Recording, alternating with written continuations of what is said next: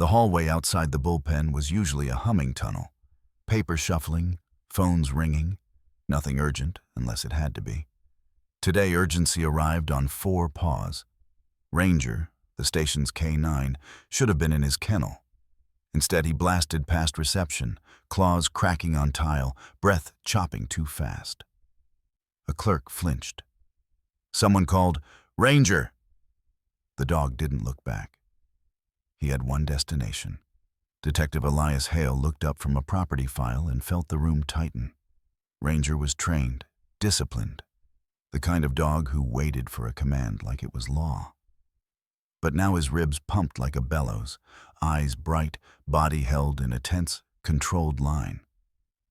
He stopped at Hale's chair and sat perfectly, spine straight, tail still, yet kept breathing like he'd run through panic and refused to bring any of it inside. "Where's his handler?" the desk sergeant murmured. Hale didn't answer. He slid his chair back and dropped to a knee.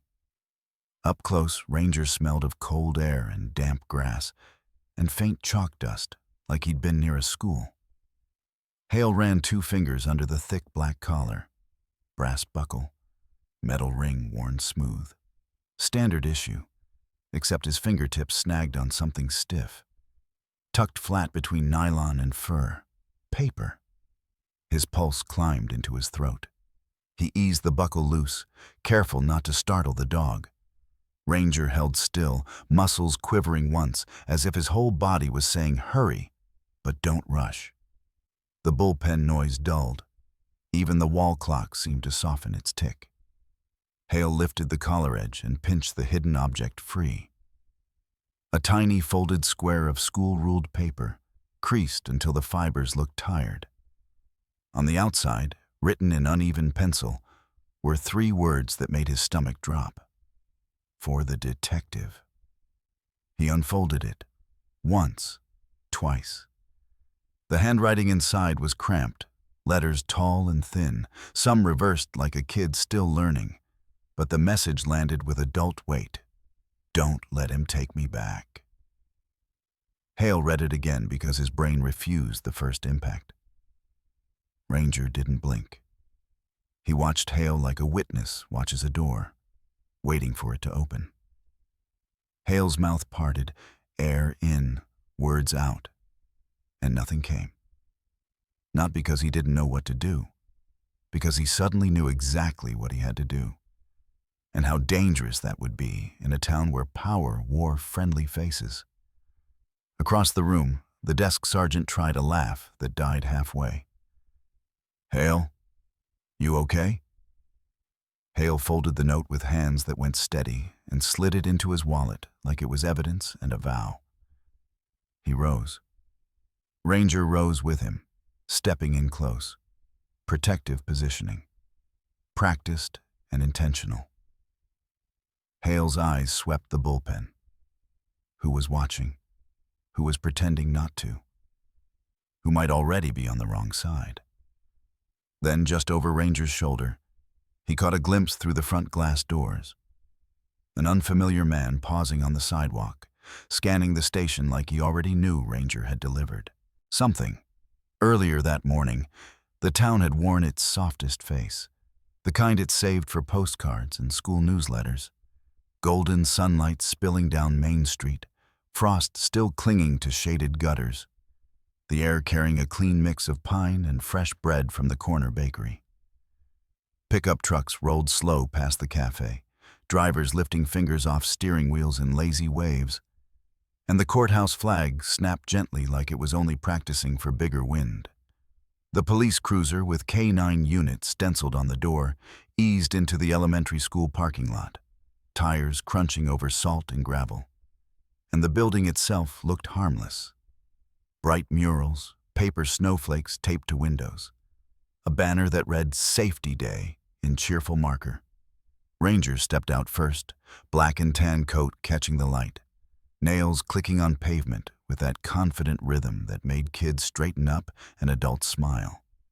He wasn't on a lead today, so much as connected by invisible discipline, tracking beside his handler with quiet pride, ears rotating to every sound.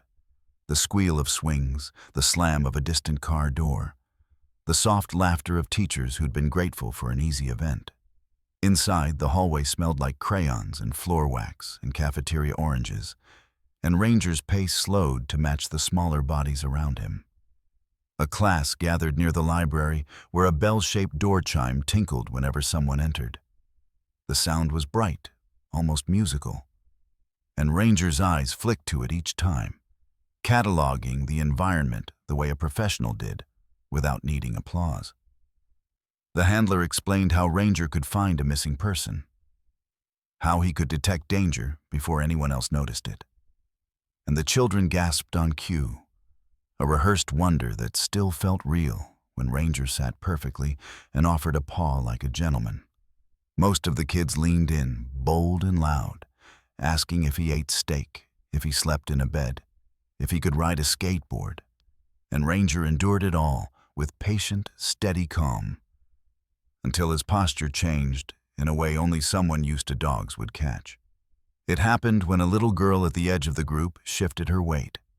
She was small for her grade, hair tucked behind her ears like she'd been taught to stay neat.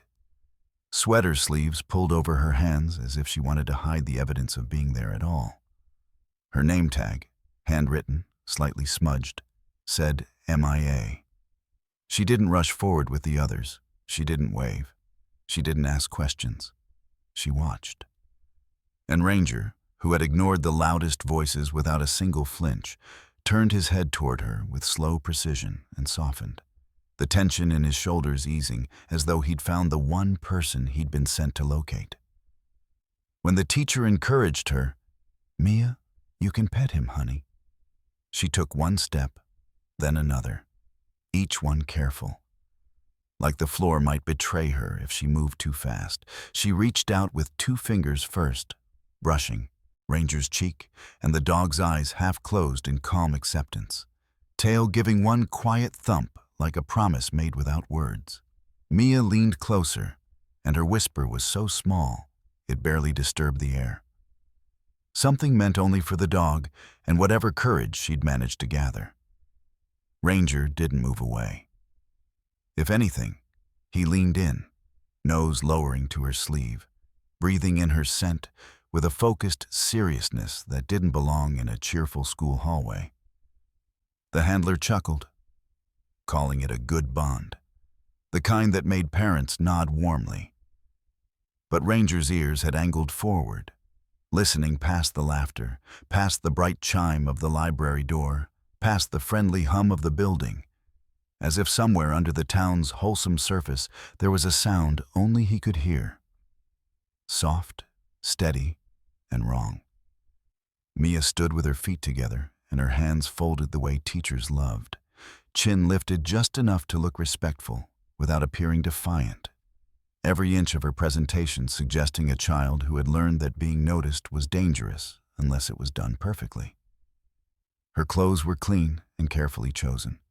No stains, no wrinkles, buttons aligned, like armor made of politeness, and when adults spoke, her eyes moved quickly between their faces. Not curious, but calculating, measuring tone, distance, exits, the way someone checked the weather before stepping outside. She said, "Yes, ma'am," and "No, sir," even to people who told her she didn't have to.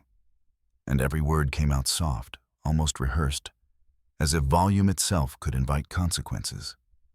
The teacher praised her manners. Another adult smiled and said, "What a good girl."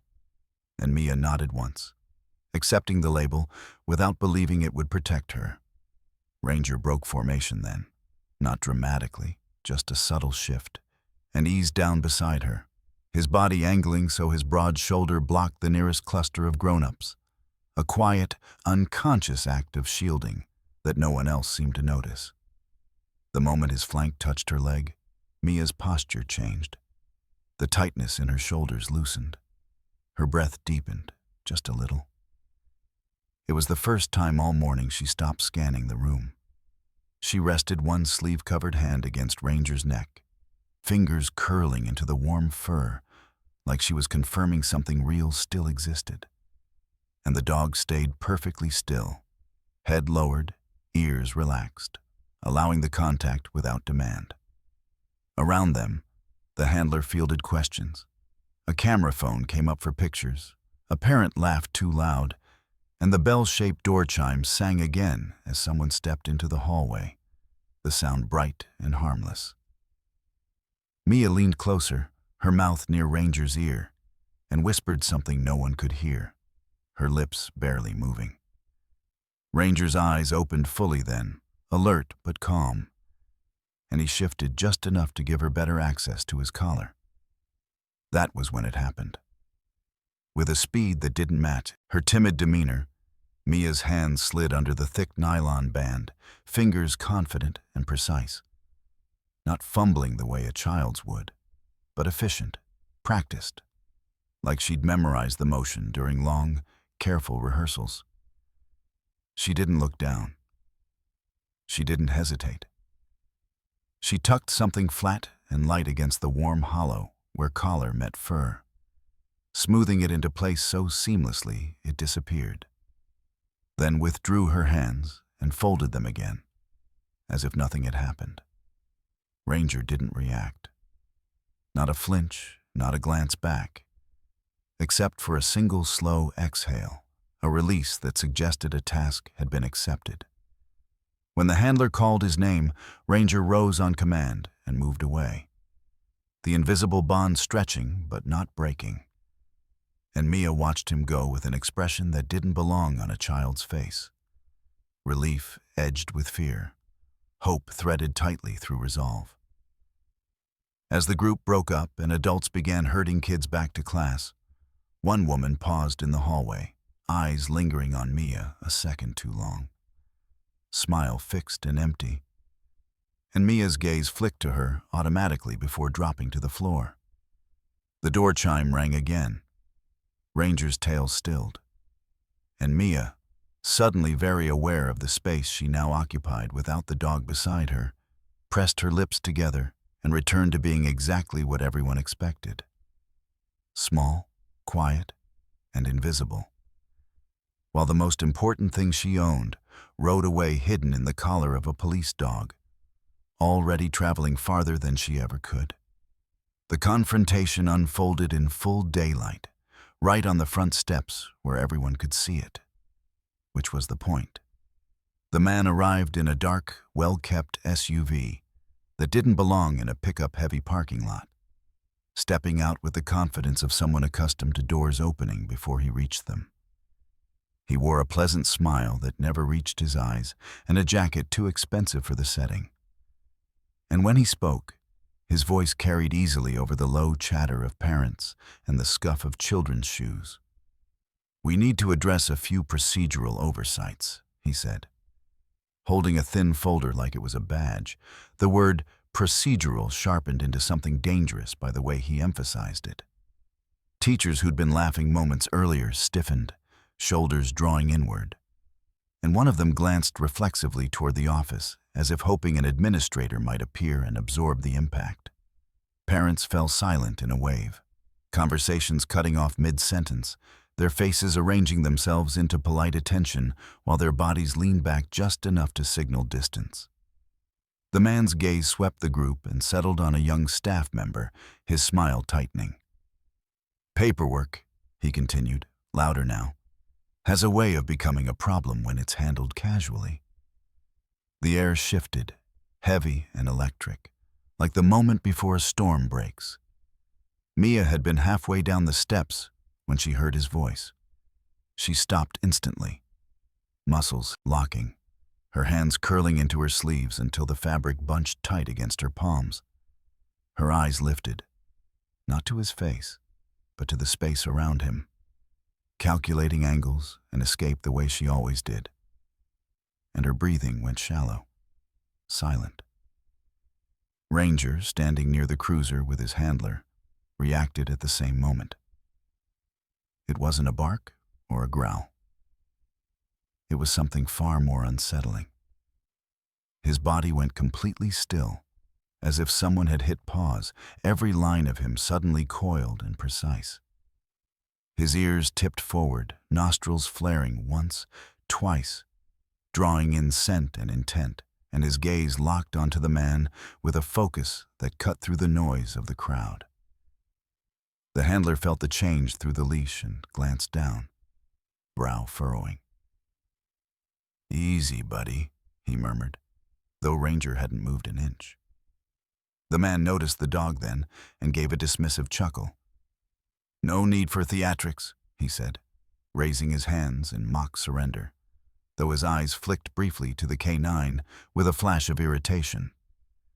He turned back to the staff, lowering his voice just enough to feel intimate, threatening. "Let's remember who signs off on funding, who reviews compliance, who decides what gets looked into and what doesn't." A teacher swallowed hard. A parent shifted, then stilled, unwilling to draw attention. No one spoke. The bell-shaped door chime rang as someone slipped back inside, the sound brittle in the silence, and Mia flinched like it was a gunshot. Ranger's lip lifted just enough to show the edge of a tooth. Not a warning, but a professional assessment, before he mastered himself again, returning to that eerie stillness. The handler cleared his throat, searching for words, and found none that wouldn't escalate. The man closed his folder with a soft, final snap and smiled broadly, the tension snapping with it. "We'll follow up," he said, already turning away, victory assumed. As he passed, his eyes brushed over Mia, quick, knowing, and the girl's breath caught. Ranger tracked him until the SUV door shut and the engine pulled away. Only then did the crowd exhale, voices returning in nervous fragments, the moment dismissed aloud as nothing. While everyone felt, deep down, that something irreversible had just passed through the school's front doors. Detective Elias Hale arrived the way calm arrives when it has to. Unhurried, clean lines, eyes taking in everything without advertising it.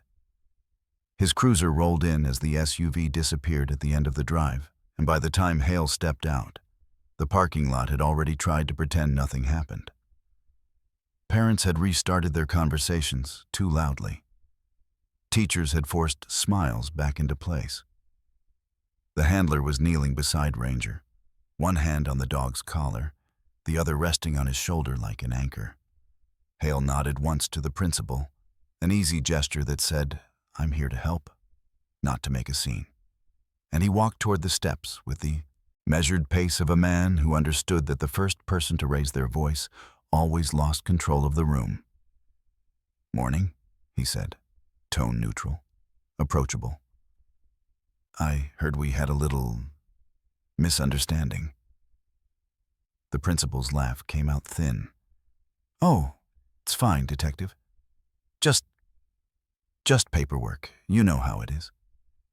Hale's eyes moved, quiet as a camera pan. He saw the staff member's flushed cheeks, the way her hands kept smoothing her skirt as if trying to erase the moment. He saw the parents' refusal to meet each other's eyes. And then he saw Mia. She stood one step below the landing, tucked near the railing, small enough to be missed if you weren't looking for her. Her posture was perfect, like always. But her hands, buried inside her sweater sleeves, were shaking so slightly the fabric trembled. She wasn't crying. She wasn't asking for help. She was doing what children do when they've learned the rules of survival. Staying silent. Staying neat. Staying invisible. Hale's jaw tightened, just a fraction. Ranger shifted at the same time, head turning with sudden precision toward a man lingering near the office entrance. An aide, maybe, or a local official, someone who had stayed behind after the confrontation, blending into the background like he belonged there. Ranger's gaze didn't waver. The dog didn't bark. He didn't pull. He simply tracked the man with hard focus, body angled, ears forward, that unnatural stillness returning like a switch flipped. Hale clocked it instantly. Dogs like Ranger didn't fixate without cause. Hale took 2 steps closer to the principal, lowering his voice. "Who was that?" The principal's eyes darted away. "Just someone from the district. He's always involved." Hale nodded as if accepting the answer, even as he filed away the evasion. He turned slightly, positioning his body on the steps so it blocked Mia from the office line of sight.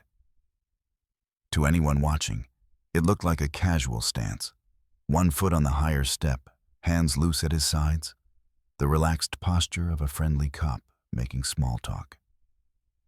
But to anyone trained in protection, it was surgical. A human barrier placed without drama. A quiet declaration that access had just been denied. Hale tilted his head toward Mia without staring. "Hey there," he said, voice softened, warm but not patronizing. "You doing okay?" Mia's eyes flicked up to his badge, then to his face, then away again, the way she checked adults like weather reports. Her lips moved, barely. "Yes, sir." Too quick, too practiced. Hale didn't push. He let silence do the work. Ranger, sensing the shift, stepped closer to Hale's leg, shoulder brushing his knee, a partnership move, wordless. The aide by the office door noticed Hale's positioning and smiled in a way that carried no warmth. He took a step forward. Hale didn't look at him yet. He kept his attention on the principal, on Mia, on the invisible lines of power in the space. The aide cleared his throat. "Detective," he said, voice polite, eyes sharp. Hale finally turned, meeting the man's gaze with calm composure that didn't invite conversation. "Morning," Hale replied. One syllable longer than necessary. A pause, a boundary. The aide's smile held, but his eyes flicked to Mia, then to Ranger, then back to Hale. And something like calculation tightened his face. Hale's tone stayed even. "If you need something, you can call the station." Then, without raising his voice or making a scene, he stepped half a pace, just enough to keep his body between the man and the child. And the message was clear to anyone who understood predators. "You don't get closer today." The aide's smile faltered for a heartbeat, then returned. "Of course," he said lightly. "Just making sure everyone's aligned." Hale watched him retreat, watched Ranger's eyes follow until the man disappeared inside. And in that quiet moment, with the sun still shining and the school still pretending to be safe, Hale felt the first true domino shift under his feet. By mid-afternoon, the station had drifted back into its usual rhythm. Printer chatter, coffee, someone arguing about a misplaced evidence tag. When the front doors banged open and place snapped to attention, Ranger came in alone. No handler, no leash, no casual trot. He moved with purpose, head low, paws cracking on tile, eyes fixed straight ahead. The desk sergeant started to rise. "Ranger, hey!" A clerk reached for a slip lead by reception, but Ranger cut past without a glance, threading through desks with the practiced precision of a dog who knew every inch of this building. He didn't slow until he reached Detective Elias Hale's corner, where Hale sat with a case file open and a pen poised mid-note. Ranger stopped, sat perfectly, and stared at him. Perfect posture. Wrong breathing. Fast, tight, like a warning siren trapped behind his ribs. Hale's instincts snapped into place. He closed the file, rose, and dropped to a knee, letting the rest of the room fade into a blur. "Where's your partner, boy?" he murmured. But Ranger only leaned forward, pressing the heavy collar into Hale's hand as if offering it up. The nylon was damp along the underside, smelling of cold air, grass, and faint chalk dust. Hale slid 2 fingers beneath the strap and felt it. Something stiff and flat, tucked between collar and fur, hidden where casual eyes would never look. His pulse climbed. He unbuckled the clasp with care, movements slow. Ranger held still, eyes never leaving Hale's. Hale pinched the hidden object and drew it free. A tiny square of school-ruled paper, folded into a tight packet, the edges worn soft by nervous hands. On the outside, in uneven pencil, 3 words stared up at him. For the detective. The bullpen noise seemed to drop away. Hale unfolded the paper, smoothing it against his palm. Child handwriting. Tall, careful letters. Some crooked, some pressed too hard, as if the writer had tried to force courage into graphite. The message was short enough to fit inside a breath and heavy enough to crush it. Don't let him take me back. He works with them. Important. Please.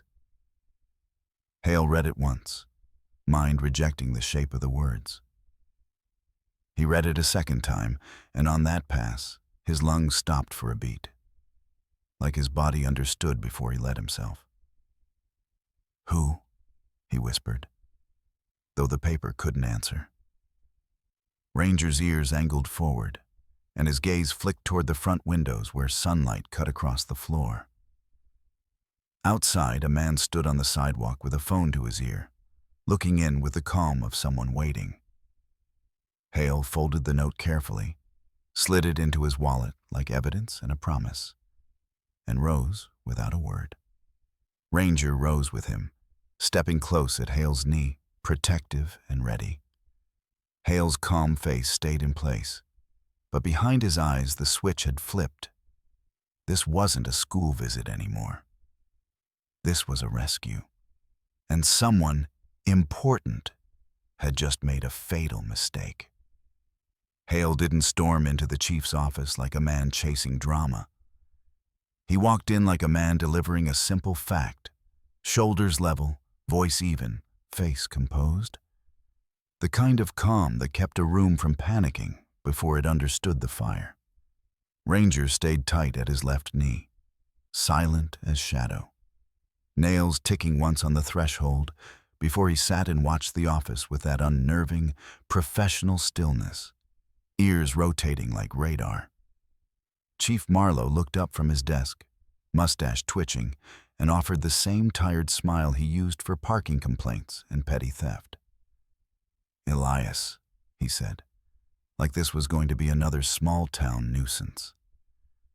Hale closed the door behind him, not hard, just final, then pulled his wallet out and slid the folded paper across the blotter.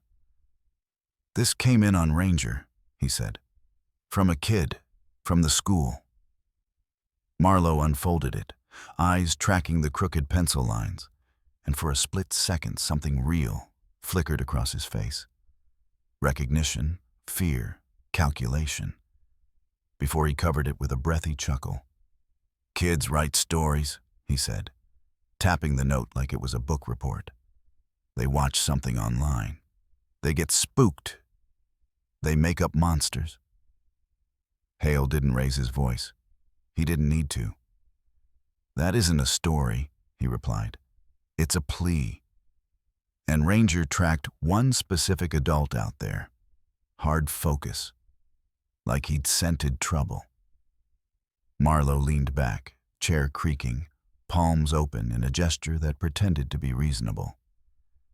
We can't go swinging at people because a kid scribbled a line, he said. Not in this town. Not without proof. I'm not swinging, Hale answered. I'm asking for a protective inquiry. Welfare check. Quiet interviews. Pull the sign-in logs. Start with facts. Marlowe's folksy veneer settled over him again, warm as a blanket and just as suffocating. And stir trouble, he murmured, gaze drifting to the framed photo on his credenza. Marlowe shaking hands with the mayor at last year's parade, both smiling like brothers. With the district? The council? You know how this place works, Elias. You know who's friends with who. Hale felt Ranger exhale behind him, low and steady, like the dog could smell the lie in the air. Hale kept going anyway. The note says he works with them. It says, important, he said. That's not a kid inventing a boogeyman. That's a kid describing a system. Marlowe folded the paper carefully, too carefully, and slid it back as if returning something borrowed. Listen, he said, voice lower now, kind but edged, the way a man speaks when he wants obedience without leaving bruises. You've got a good career. You've done good work. Don't light a match in a grain silo because you feel a gust of wind. Hale stared at him. So your answer is, do nothing? Marlowe's smile held, but the softness drained out.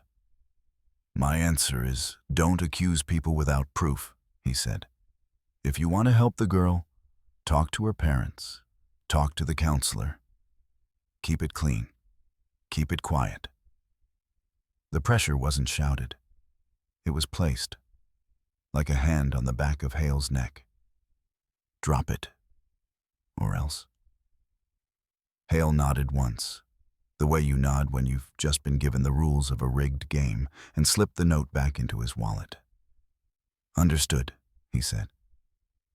As he reached for the doorknob, Marlowe added, almost casually, and Elias?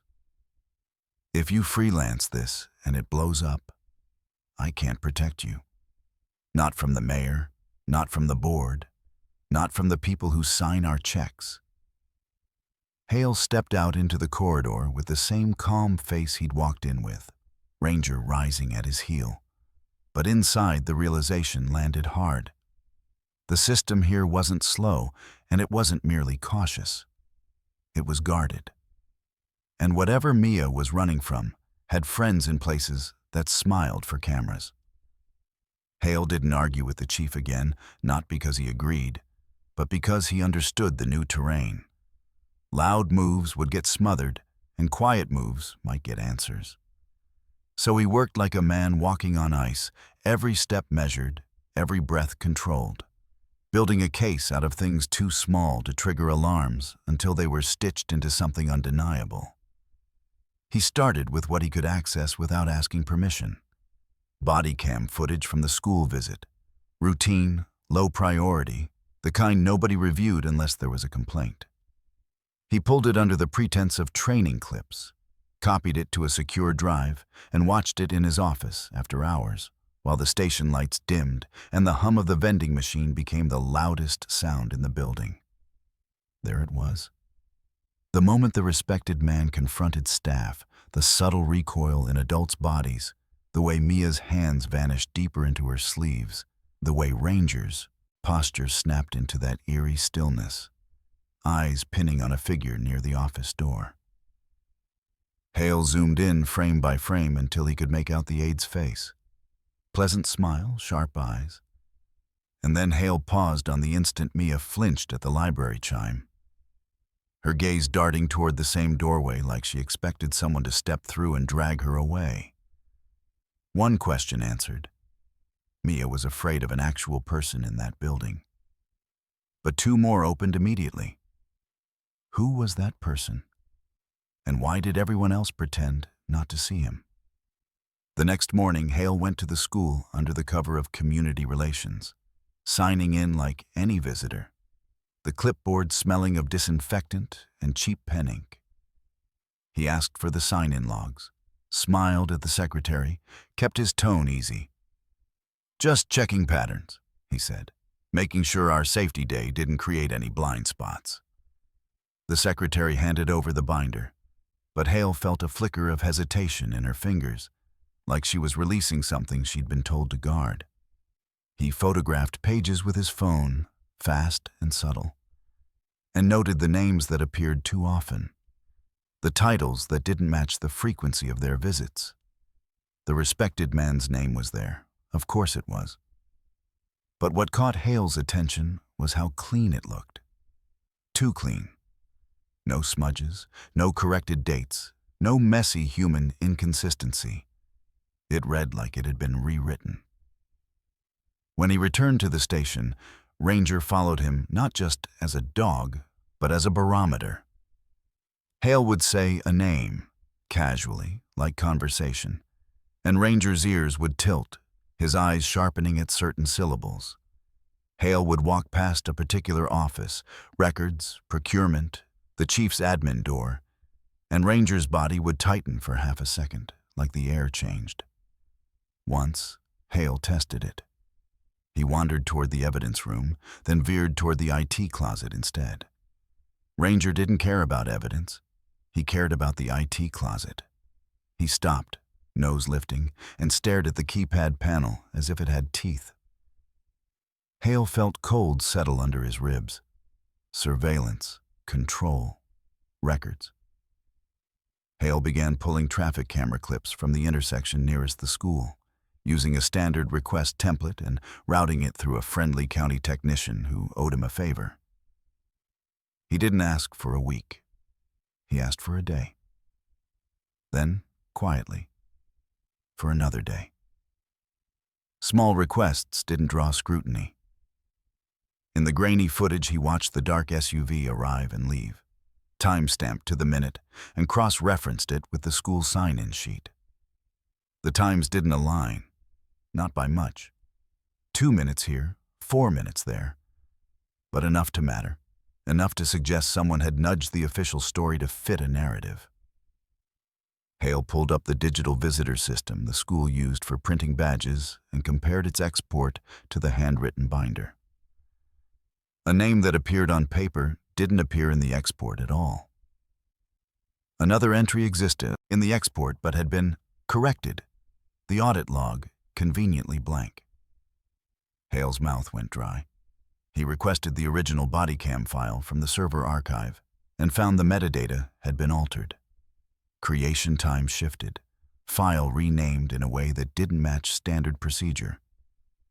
The first domino didn't fall with a crash. It slid, quietly, like someone had greased the floor. Hale sat back in his chair, Ranger's warm weight pressed against his shin, and stared at the pattern forming in front of him. A town that smiled, a child who whispered, and a system that edited reality in the margins. He knew then he wasn't just chasing a bad man. He was chasing the hands that moved the clocks. The pushback didn't come as a punch. It came as pressure. The kind you didn't notice until you tried to breathe. It started the next day when Hale left the station after sunset and saw a dark sedan ease out from a side street the moment his taillights lit. Keeping the same polite distance through 3 turns, never close enough to call it tailing, never far enough to be coincidence. Hale didn't speed up. He didn't look in the mirror too often.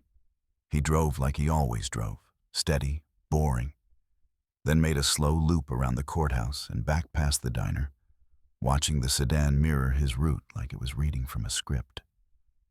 When he finally pulled into a grocery store lot and parked under a flickering light, the sedan parked too, idling with its headlights off, a silhouette sitting perfectly still. Hale stayed in his car for a full minute, hands on the wheel, letting the message settle. "We see you." The next message arrived at the station before dawn. Ranger's handler stormed into the bullpen pale and furious. "Somebody was in the kennel row," he said, voice shaking. The latch was messed with. His water bowl was overturned, and his collar was moved. Hale felt his blood go cold. He walked to the kennel area and found Ranger sitting inside with his head up, body composed, but eyes locked on the door like he'd been awake all night. The latch showed fresh scratches, subtle enough to be dismissed as wear if you wanted to dismiss it. And a faint chemical smell clung to the metal. Cleaner, maybe, or something meant to irritate. Hale knelt and checked Ranger's neck, fingers moving under fur with a tenderness that looked casual to anyone watching. But his brain ran through possibilities at speed. Poison, distraction, sabotage, a test run. Ranger leaned into Hale's hand once, then went still again, ears angled toward the corridor as if he could hear footsteps from yesterday. By lunchtime, the pressure moved outward, toward the one person Hale couldn't put in protective custody, with a signature. Mia's mother, a small woman with tired eyes and a careful smile, received a visit at home. Two polite men in nice jackets, one holding a clipboard, the other holding a bag of groceries, like a gift, they introduced themselves as community partners, said they'd heard the family might be struggling, offered help with bills, offered to streamline services, offered to make things easier. The words were friendly. The tone was velvet. But the subtext was a hand closing around a throat. Accept our help, or we decide what happens next. Hale heard about it through the school counselor, who called with a voice so careful it sounded rehearsed. "Detective," she said, "I'm not sure this is appropriate, but I thought you should know." Hale thanked her and hung up, staring at the wall as if he could see the whole machine behind it. Someone had connected the note to him.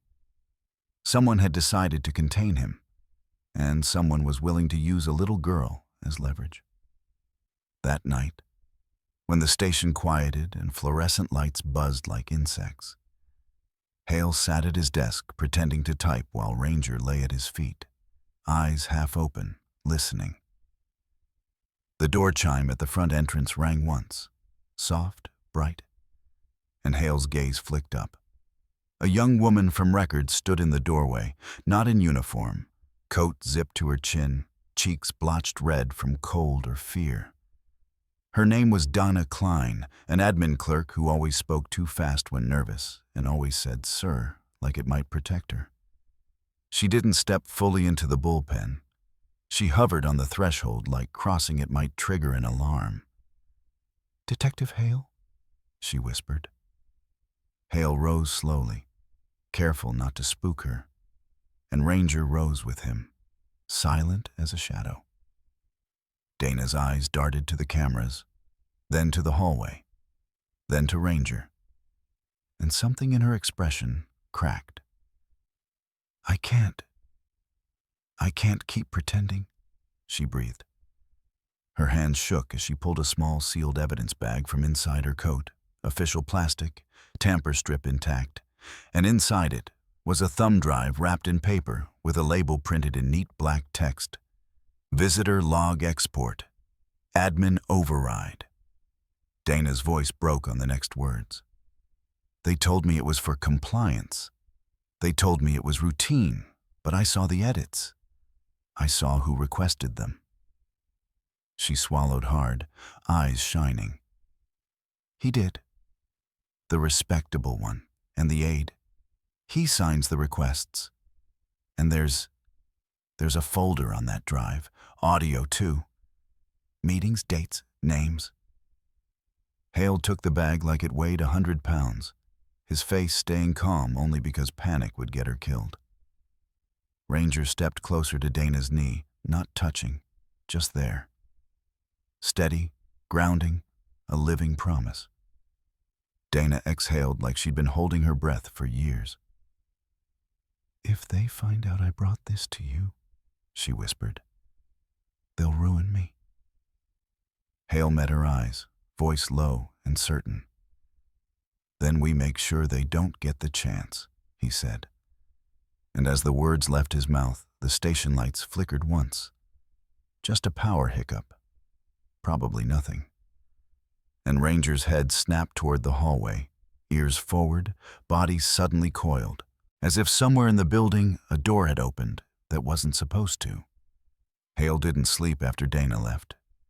He sat in the dim glow of his desk lamp with the sealed drive in his hands like it was both lifeline and live wire, listening to the station's night noises, the distant clank of a radiator, the soft tick of the wall clock, Ranger's steady breathing at his feet, and deciding, with cold clarity, that local channels were a trap. He copied the contents twice, once to an encrypted portable and once to a secure upload routed through a county connection that didn't touch the town's network. Then he made a call he knew would change everything.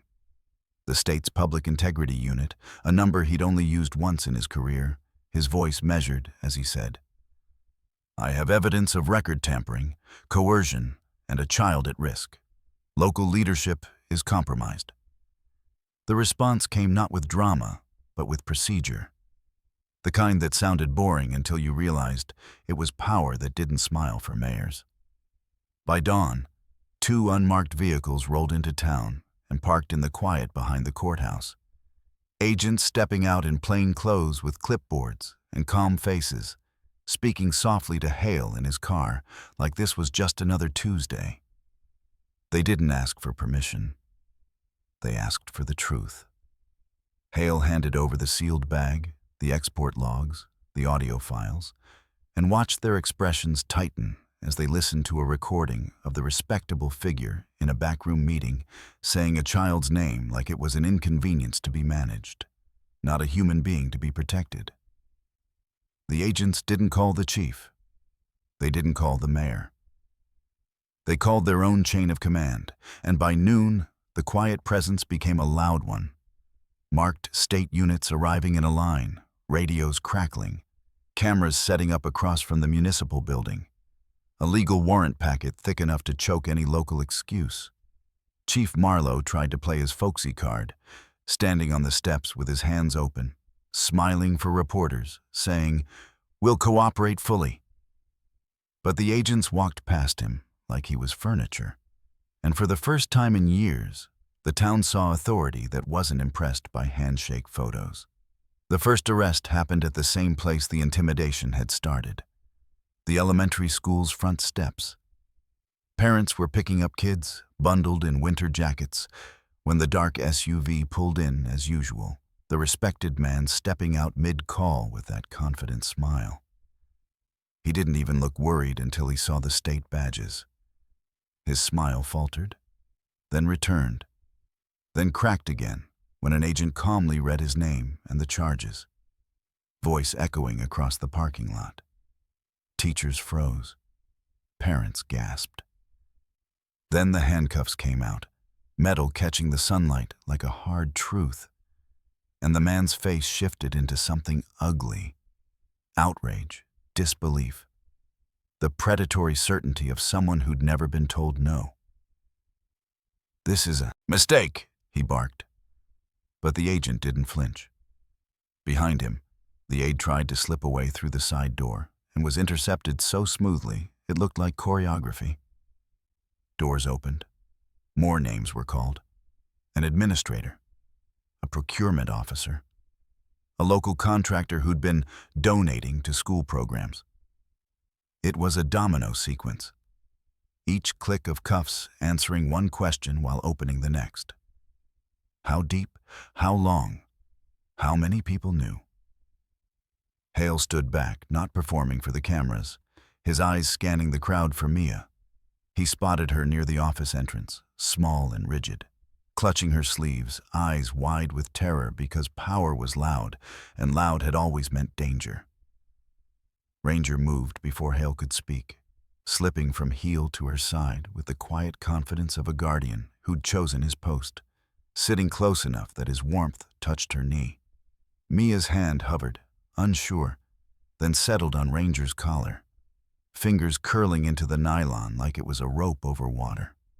When the respected man's gaze snapped toward her, sharp and furious, Ranger's body went still, unnatural, deliberate, and his low growl rolled out like a professional warning that cut through the air and made the man look away. An agent stepped between them, and the threat line broke. Hale exhaled for what felt like the first time in days.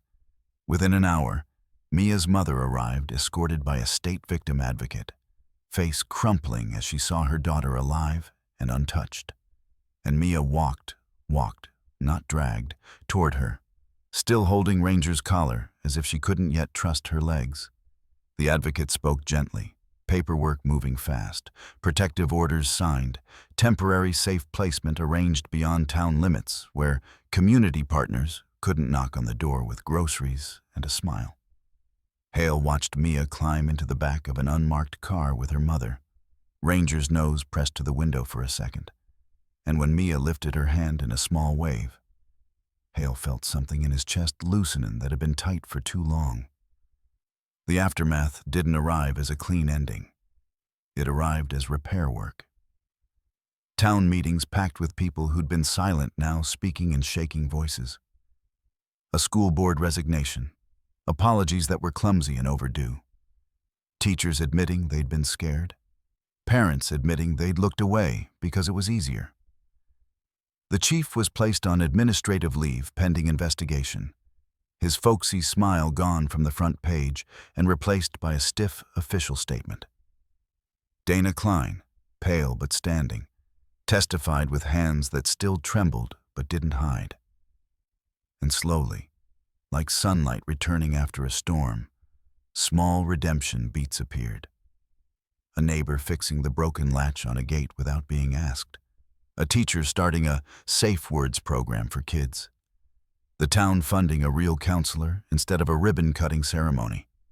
Weeks later, on a clear morning with frost glittering on the grass, Hale returned to the school for a different kind of visit. No cameras, no banners, just quiet.